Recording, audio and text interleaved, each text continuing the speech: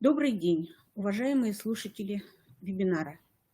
Тема сегодняшнего вебинара – у вашего ребенка ДЦП. В семье больной ребенок. От такой беды не застрахована ни одна семья. Она может коснуться любой семьи, и тогда резко меняется весь уклад жизни.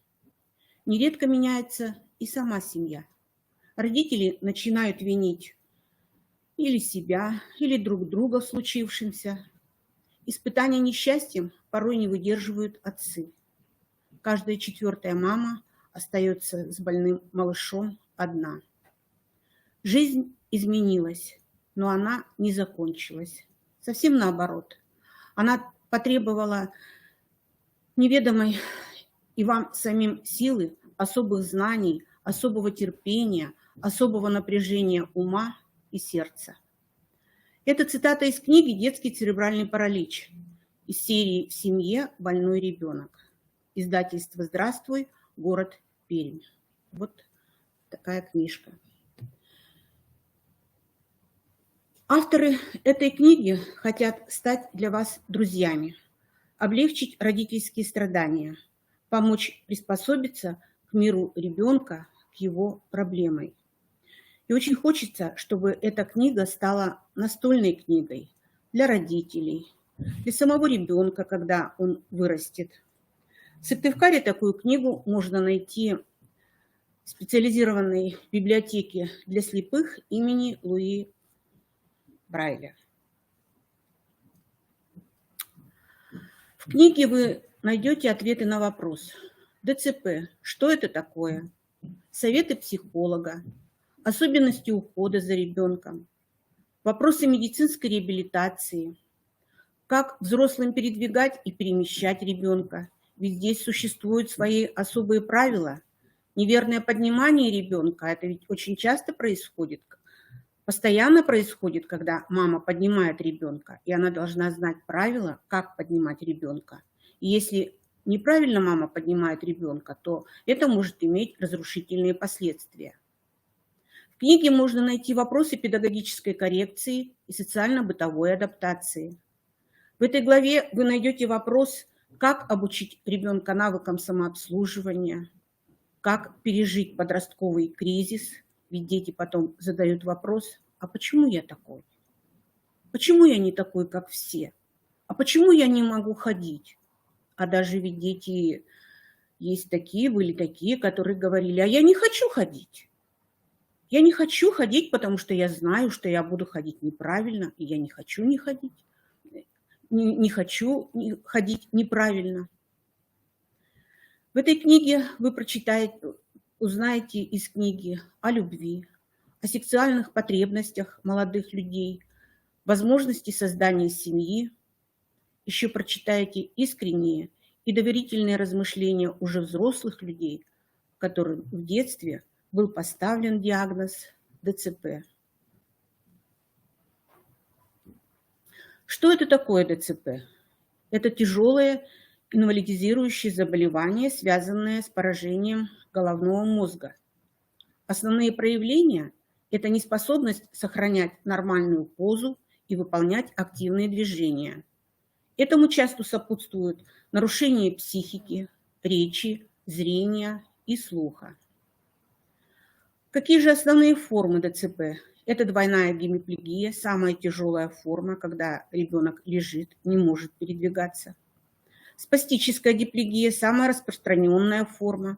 Поражены руки и ноги, но ноги поражены сильнее. Гемипартическая форма. При этой форме поражены одноименная рука и нога, либо правая сторона, либо левая сторона. Гиперкинетическая форма выражается в чрезмерных насильственных движениях. Какие же советы дает психолог родителям? С рождением больного ребенка меняется весь уклад жизни в семье. Все члены семьи находятся в состоянии эмоционального стресса, особенно мама. Что советуют психологи?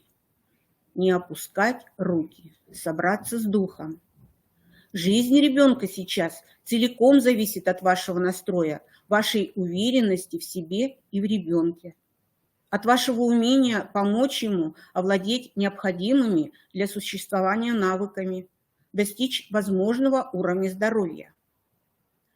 Психологи советуют после рождения ребенка не изолировать себя от мира, не бояться обратиться за помощью, за советом, не стыдиться своего ребенка и не прятать его, стараться чаще встречаться с родителями таких же детей.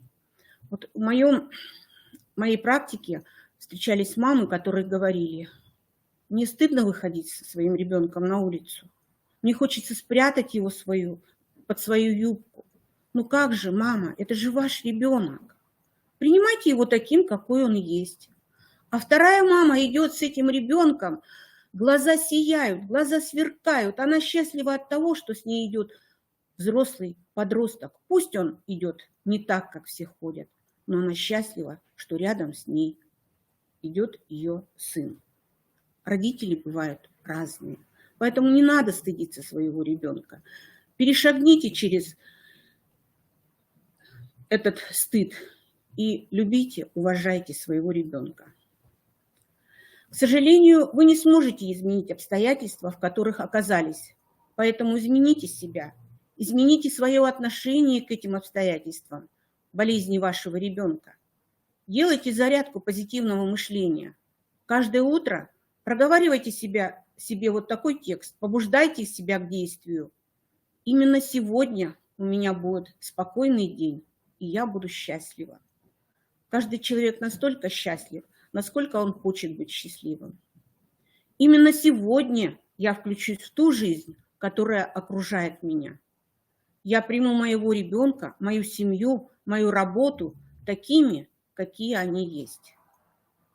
Именно сегодня я позабочусь о своем здоровье, я сделаю зарядку. Придумайте для себя много позитивного именно сегодня и следуйте этому правилу. Очень важно знать родителям, что никакие усилия врачей, медсестер, массажистов, никакие новейшие методы реабилитации не смогут помочь ребенку, если его родители не поставят перед собой задачи помочь ему. Возможность успешной реабилитации в первую очередь зависит от родителей, от их желания помочь своему ребенку, от ежедневной кропотливой работы. Забота о больном ребенке – это тяжелая обязанность и большая ответственность. Но если родители готовы работать ежедневно, упорно, передвигаясь маленькими шажками, то результат он обязательно будет. Пусть крохотный, но результат. И это будет ваша победа и победа вашего ребенка.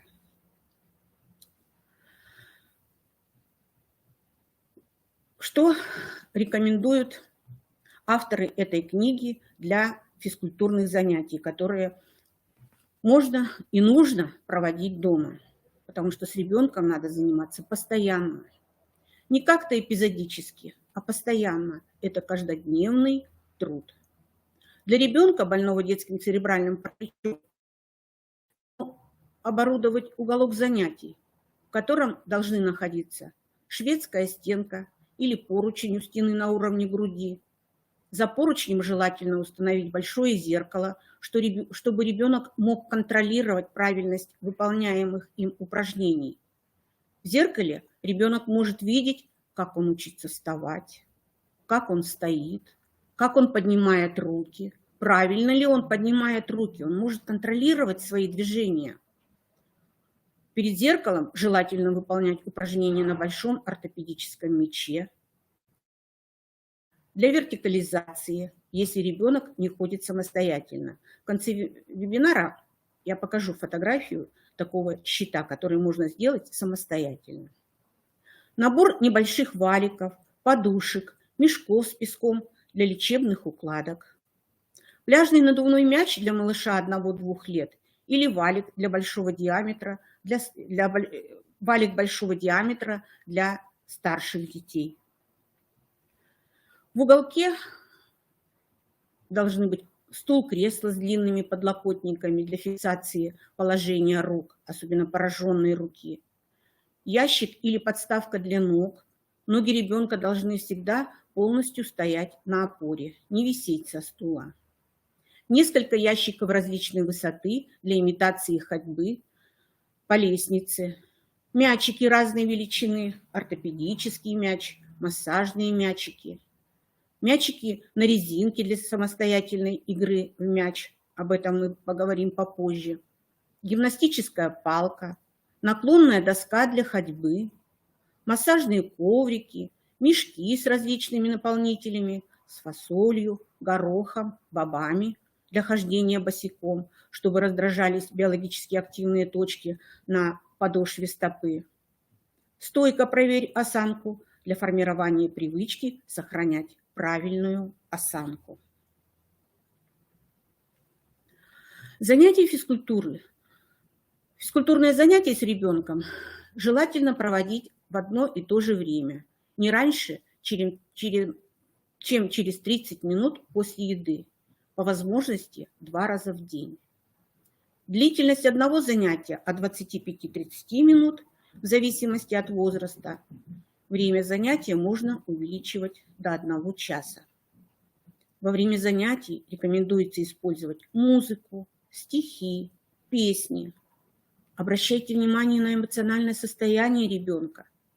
При положительном настрое двигательные навыки быстрее вырабатываются и лучше закрепляются. Побуждайте ребенка выполнять физические упражнения самостоятельно, активно, чтобы он сам делал упражнения. Результат от этого будет значительно лучше, чем от пассивных упражнений, то есть упражнений, которые выполнены с чьей-то помощью. Часто у детей с ДЦП возникают контрактуры. Что такое контрактура? Произвольное напряжение мышц часто приводит к возникновению таких контрактур. Это укорочение мышц и сокращение амплитуды движения в суставах. Тугоподвижность образуется в суставах. Что же рекомендуется делать? Первое – это упражнения. Упражнения на растяжку. Мы их не будем сейчас разбирать, потому что это вопрос медицинский. Вас, наверное, в медицинском учреждении научили делать упражнения на растяжку. А второе – это лечебное применение лечебного положения. Лечение положения. Если у ребенка возможно появление контрактур или они уже начали формироваться, постарайтесь расположить ребенка так, чтобы пораженные суставы находились в выпрямленном положении. Найдите для этого способы в повседневной жизни, когда ребенок лежит, сидит, играет, учится, купает или движется. Для этого и нужны мешки с песком, мешки, подушки, различные ограничители. Например, положите подушку между ног для разведения коленей в стороны. Если ребенок лежит и спит в выпрямленном положении, это поможет ему предупредить появление контрактур. Контрактур тазобедренного сустава, когда ребенок лежит на спине, между ногами положена подушка, то уже тут способствует устранению контрактур тазобедренного сустава. Если ребенок будет проводить часть времени лежа на спине, это поможет предупредить появление контрактур. Если ребенок лежит на животе, если стопы свисают с края кровати, это может предупредить появление контрактур в голеностопном суставе. Когда стопа свисает, она же в расслабленном состоянии. Это способствует. Под колени необходимо положить подушку. Она поможет выпрямить коленные суставы. При вероятности образования контрактур коленного сустава постарайтесь держать ноги так, чтобы коленные суставы были как можно больше выпрямленными. Например, сидя на полу, стараться, чтобы ребенок сидел с выпрямленными ногами. Разведите ножки ребенка, положите на ноги мешки с песками или какие-то ограничители, и ребенок уже будет сидеть с прямыми ногами. Конечно, ему тяжело сидеть с прямыми ногами. Под спину надо сделать какую-то подставку, чтобы ребенок опирался. Часто дети сидят долго в инвалидной коляске, тоже сидят с согнутыми ногами. Сделайте так, чтобы ребенок посидел и с выпрямленными ногами. Подставьте табуреточку, поднимите ножки ребенка, и пусть он посидит с выпрямленными ногами. Чередуйте это положение ног. Избегайте положения, сидя на полу с согнутыми под себя ногами. Дети очень любят сесть на пол, ножки согнуть и сидеть на голеностопных суставах, на пяточках. А голеностопные суставы повернуты внутрь. Это приводит к образованию контрактуры коленного и голеностопного сустава. Ребенок, который большую часть времени проводит сидя, должен какое-то время полежать или постоять. Для этого и есть такое приспособление щит, который крепится к гимнастической стенке. Об этом мы поговорим попозже. Это поможет предупредить контрактуры тазобедренных и коленных суставов.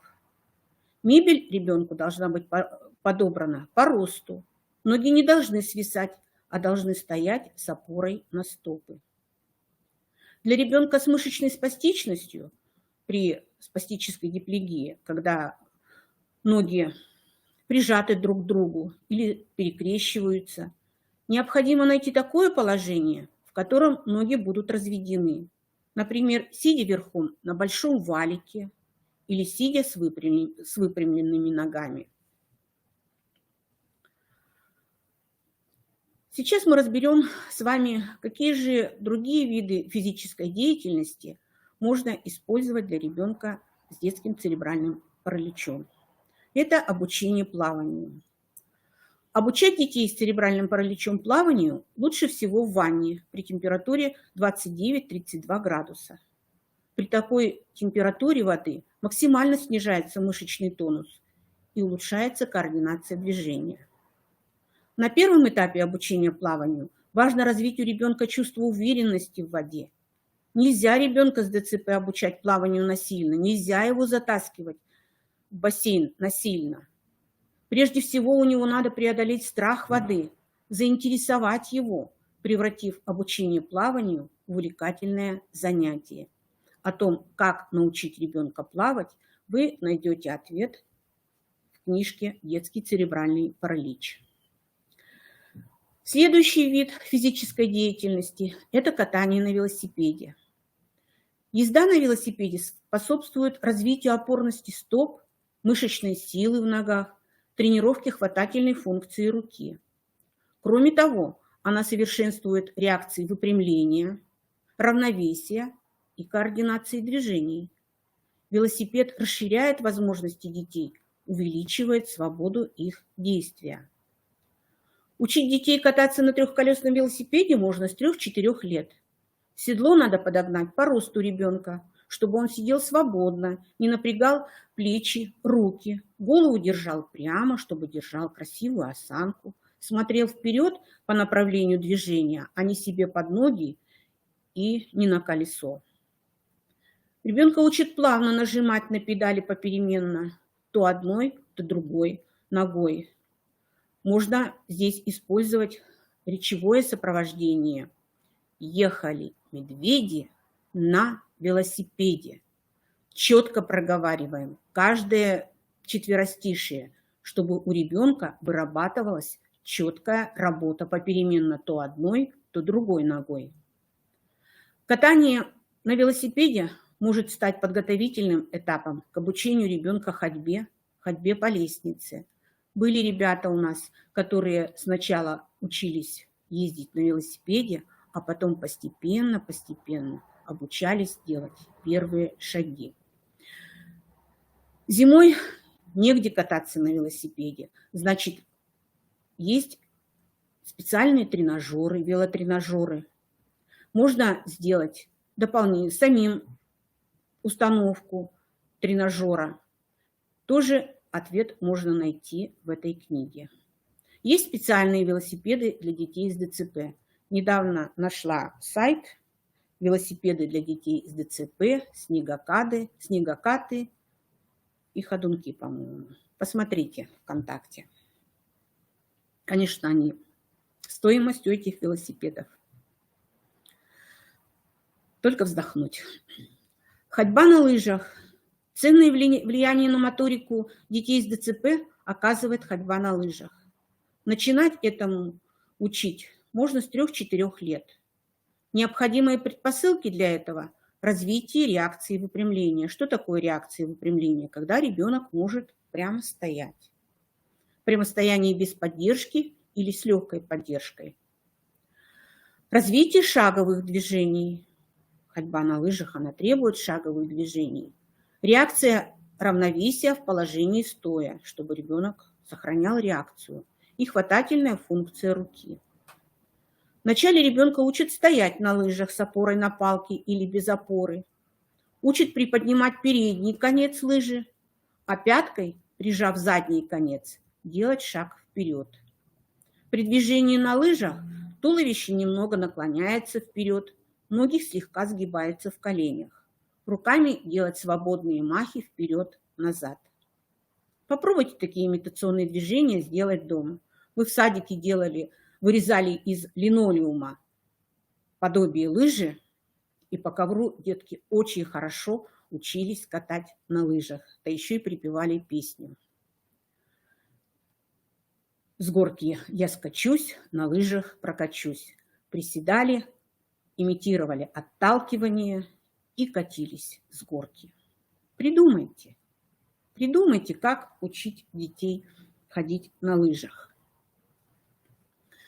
Очень популярной стала сейчас верховая езда, иппотерапия. Это лечение без боли, без страха и насилия. Знакомство с лошадью создает положительный эмоциональный фон.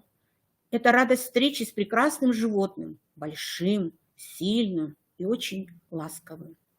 При посадке на лошадь, естественно, разводятся сведенные при ДЦП ноги ребенка, а его мышцы разогреваются теплом тела лошади и массируются движением мощной мускулатуры животного. Размеренный ритм движений лошади также оказывает благоприятное действие.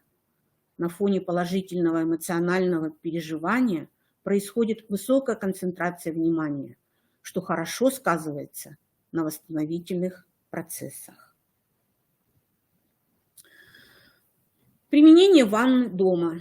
Принимая ванну дома, делайте с ребенком пассивно-активные движения руками и ногами. Сгибайте руки в коленном суставе, в голеностопном суставе, в локтевом суставе, в лучезапястном суставе. Позвольте ребенку поиграть в ванне, позвольте ему побрызгаться, устроить волны, устроить 9-й вал. Можно применять ванны с травами.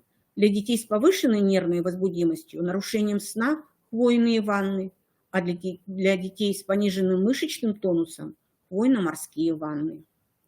Общеукрепляющие и закаливающие действия на организм оказывает ванны с морской солью. 100-200 грамм соли разводится на ведро воды. Продолжительность ванны 5-10 минут. Температура воды как температура тела 36 градусов. Ну а теперь немножечко расскажу не сведения из книги, а свои наработки. Играйте с мячом. Игры с мячом занимают особенное место среди подвижных игр, особенно для детей с ограниченными возможностями здоровья. Мяч – это шар. Это самая совершенная геометрическая фигура, самая простая игрушка. Никакое тело другой формы не имеет большей поверхности соприкосновения с ладонью. Вот представьте, как ладонь обхватывает мяч. Немецкий педагог-философ XIX века Фридрих Фребель отнес шар к великим дарам педагогики, назвал его идеальным средством для упражнений. Совместная работа вестибулярного, зрительного и кожного, тактильного анализаторов, которые включаются при выполнении упражнений с мячом, усиливают эффект занятий. Игра с мячом развивает крупные и мелкие мышцы рук, увеличивает подвижность пальцев, способствует развитию координации, ловкости, согласованности движений. Кроме того, это замечательная подготовка руки дошкольника к письму. К 6 годам рука ребенка уже должна готовиться к письму. Ведь ему в школе надо будет учиться писать, успевать писать диктанты. И как подготовлена рука ребенка к письму? Очень важный вопрос, который волнует и педагогов, и родителей. Американский психотерапевт Лоуэн говорил: отбивание мяча повышает настроение, снимает агрессию, помогает избавиться от мышечного напряжения, вызывает удовольствие. В реабилитации детей с церебральной патологией используются различные мячи, большие и маленькие, резиновые и пластмассовые, круглые и овальные, твердые и мягкие, мячи, сшитые из ткани, гладкие и массажные, яркие ортопедические, подвесные мячи на резинке. Вот я помню свое детство. У нас во дворе у каждой девчонки был свой мяч. Сколько мы играли во дворе с мячом. Мы играли и в игры картошка, штандер. Мы бросали мячи, ловили их, бросали мячи, ловили с подскоком, прискоком, из-под ноги бросали мячи, с поворотами ловили мячи. Очень много мы играли мячи. И как-то не было никаких проблем. А теперь дети, к сожалению, порой боятся мяча. Поэтому играйте с мячом дома. А как с мячом играть дома, я вам дальше расскажу. Эффективнее всего начинать игровые упражнения с использованием массажного мяча. Массажный мяч диаметром 6-8 см легко помещается в руке. Сначала поздоровайтесь с мячиком. Погладьте его то одной, то другой рукой. Здравствуй, мячик, ты хороший. Поиграй со мной тоже. Движения мячом выполняются самые различные. Сжимание, перекладывание, прокатывание между ладонями, поглаживание, щупание, удержание мячика пальцами за колючки. Вот, например, такое упражнение. Упражнение с мячиком. Делайте тоже под речевое сопровождение. Очень много можно найти теперь стихотворного сопровождения, упражнения с мячом массажным. Упражнение «Колобок». Перекладываем мячик из руки в руку. Жили-были бабка с деткой на полянке у реки. И любили очень-очень бабка с деткой колобки. Дальше сжимаем мячик в руках. Хоть у бабки мало силы, бабка тесто замесила. Имитируем движение, как бабушка замешивает тесто в руках своих. Ну а бабушкина внучка колобок катала в ручках. Прокатываем мячик между ладошками в положении пальцы вверх, пальцы вперед. Положение одна, ладошка внизу, другая наверху. Затем меняем положение ладошек. А потом гладим мячик. Получился ровный, гладкий, не соленый и не сладкий. Мышка рядом пробегала, колобочек увидала, похлопали глазками. Поработали глазками. Как пахнет колобочек! Как вкусно пахнет колобочек! Сделали вдох через нос. Обращайте внимание, чтобы дети делали дыхательные упражнения через нос, а выдыхали через рот.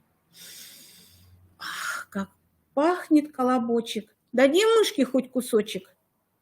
И захватываем мячик за шипы большим и указательным пальчиком, большим и средним, большим и безымянным.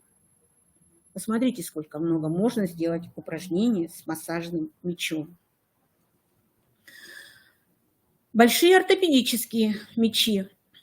Гимнастика на больших ортопедических мячах помогает организовать наиболее оптимальные условия для правильного положения туловища и выработки верного двигательного стереотипа, гармоничной тренировки основных групп мышц и вестибулярного аппарата, а также для укрепления и расслабления различных групп мышц.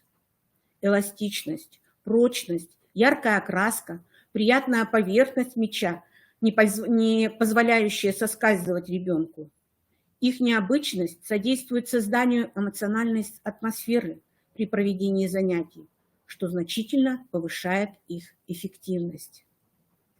Тоже речевое сопровождение. Оно позволяет ритмично выполнять упражнения, достигать определенного терапевтического эффекта.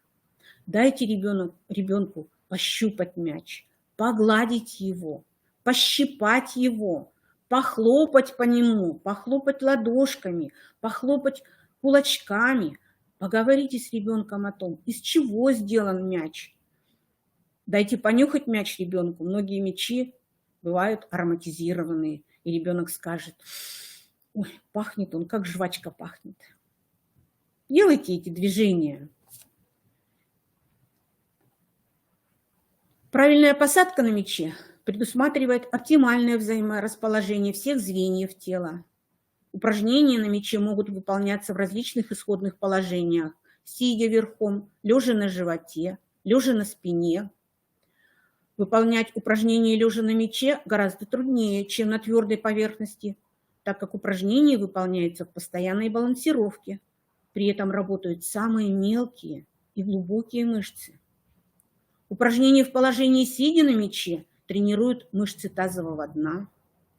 Покачивание в положении сидя на мяче, как верховая езда, благотворно влияют на уменьшение порочных поз, ноги ребенка разведены. Выполнение упражнений на мяче поднимает настроение, создает положительный эмоциональный настрой. Какие же правила должны быть? Удобная и не скользкая обувь, отсутствие рядом острых предметов. Упражнения не должны причинять боль и дискомфорт. Упражнения выполняются без резких движений и толчков. И обязательно соблюдать приемы страховки. Взрослый всегда находится сзади ребенка. Ребенок сидит на мяче, взрослый либо на скамеечке, либо на стуле сзади ребенка. Подбирать мяч каждому ребенку надо по росту, так, чтобы при посадке на мяче между туловищем и бедром и голенью и стопой был прямой угол. Для большей устойчивости ноги расположены на ширине плеч. Стопы крепко прижаты к полу. Упражнение выполняется под речевое сопровождение. Вот, например, упражнение «Лошадка». Ребенок сидит на мяче. Ноги крепко-крепко прижаты к полу. На ноги можно, на стопы положить мешок с песком для того, чтобы зафиксировать стопы. Может взрослый свои стопы положить на стопы ребенка и зафиксировать их. Упражнение «Лошадка». Ребенок на мяче подпрыгивает. Еду к бабе, деду на лошадке в красной шапке. Прямо и наклон в сторону. Бух, яма. И дайте ребенку возможность сесть в исходное положение. Если не может, чуть-чуть помогите, а дайте ему возможность самому выбраться из ямы. То же самое делаем в другую сторону. Ну и дальше мяч на резинке. Конечно, игра с мячом требует большого пространства. Мяч может укатиться, отскочить. А как же с мячом играть дома? Ну, покатаешь. У кого-то большая площадь, можно покатать мячик, можно побросать его, а у кого-то и маленькая площадь дома. Для этого можно использовать специальный мяч на резинке. Такие мячи продают в спортивных магазинах, а можно сделать и самостоятельно. Положить мячик в какую-нибудь сетку и привязать обыкновенную резинку. В дверном проеме на косяке крепится мяч на резинке. Теперь мяч никуда не отскочит и не укатится. А с чего надо начинать? Надо научить ребенка правильно держать мяч. Кисти рук по бокам мяча, пальцы широко расставлены. Если ребенок не может это сделать сам, значит, взрослый должен помочь ему расправить пальчики. Научить надавливать кистями на мяч, чтобы почувствовать его форму и упругость. Бросать мяч можно различными способами: из-за головы, от груди, снизу. Можно отойти с мячом назад, отпустить его и попытаться поймать. Вот посмотрите на фотографии. Мяч укреплен на гимнастической стенке. Мяч на резинке. Можно отойти с мячом, отпустить мяч и поймать его снова. Ну, ребенку трудно поймать. Ребенок побежит, присядет, наклонится, возьмет мяч. Последите, как правильно ребенок берет мяч, расправлены ли у него руки. Можно с мячом поиграть и в футбол. Взрослый берет мяч, ребенок ногами отбивает мяч. Или ребенок может лечь на спинку и лежа отбивать ногами мяч. Интересные, увлекательные игры. А вот мяч ортопедический. Они бывают с ручками. Желательно, конечно, для детей брать мячик ортопедический вот с такими ручками.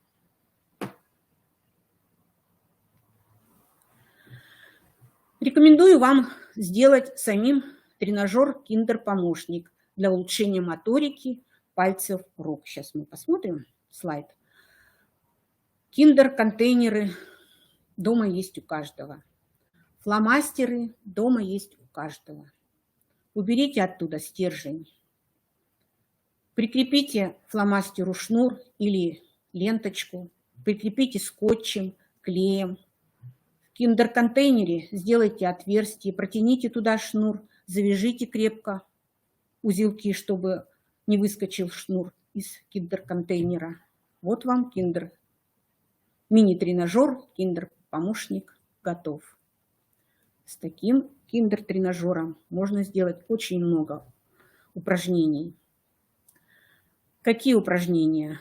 Руки согнуты перед собой, держим фломастер в руках и, перебирая пальцами обеих рук, наматываем шнур на фломастер. Дальше держим фломастер вертикально. Накручиваем шнур на фломастер, раскручиваем, наматываем, разматываем. У ребенка увеличивается словарный запас. Посмотрите, накручиваем, наматываем, разматываем. Держим фломастер в одной руке горизонтально, шнур размотан, а другой рукой наматываем шнур на фломастер, словно сматываем нитку в клубок. А можно по киндер-контейнеру пощелкать. Вспомните игру в шашки, как щелкаем с помощью большого и указательного пальчика. Можно пощелкать большим и указательным, большим и средним, большим и безымянным, большим и мизинцем. Сделайте такой мини-тренажер своему ребенку. Сделайте дома такую стойку, проверь осанку. Это может быть щит, прикрепленный к стене. Это может быть боковая поверхность шкафа. Здесь можно учиться правильно стоять, правильно сидеть. Ребенок может научить взрослого проверять осанку. К стенке пятки прижимаем, к стенке спинку прижимаем, к стенке голову прижимаем и по следовой дорожке шагаем. Сделайте дальше дорожку из мешков с наполнителями. Мешки положить фасоль, бобы, горох. Есть следовые дорожки фабричные, но это опять надо покупать. А мешки с наполнителями можно сделать самим. Вырастить фасоль, вырастить бобы. И, пожалуйста, вам замечательные наполнители. Если ребенок не может стоять, а сидеть, сидя можно проверять осанку. Подставьте к стенке скамеечку. Ноги в опоре на полу. Прижмите попу ребенка к стенке, спинку, голову. Ребенок проверяет осанку. Это формирует привычку. Мы на каждом занятии проверяли осанку. Дети уже знали, что обязательно сначала мы проверяем осанку. А осанка очень важное значение, правильная осанка имеет в жизни ребенка. Ну и вот физкультурный уголок. Тут в этой книге, значит, есть фотография такого щита деревянного. Он сделан из деревянных планочек, прикреплен к гимнастической стенке. Как ребенок ставится? Ножки в области коленных суставов фиксируются эластичными бинтами. Какие упражнения здесь можно делать? Можно стоять, закрепив ребенка и в области поясницы. Можно делать наклоны вперед, доставать игрушку, опять превратить это в игру, доставать игрушку, давать задания детям. Достань желтый мячик, достань синий мячик.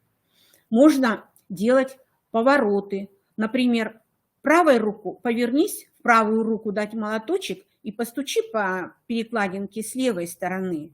Научите ребенка эти повороты делать. Он будет поворачиваться. Можно делать наклоны в сторону, а можно просто постоять, поставить перед ребенком стол, и он будет заниматься своими игрушками. Детям сейчас выдаются вертикализаторы, но они опять занимают очень много места. А такой щит-вертикализатор, он много места не занимает. И его может сделать, наверное, любой мужчина, который владеет этими навыками, который умеет работать молотком, пилой и гвоздями. Ну и вот тут лечение положения. Вот ребенок сидит, ребенок со спастической диплегией, сидит на валике. Ножки у него разведены. Устраняется поза, порочная поза скрещивания ног. Вот ребенок сидит в уголке, вот тут вот сидит в уголке, когда у него ноги разведены, тут поставлены опоры,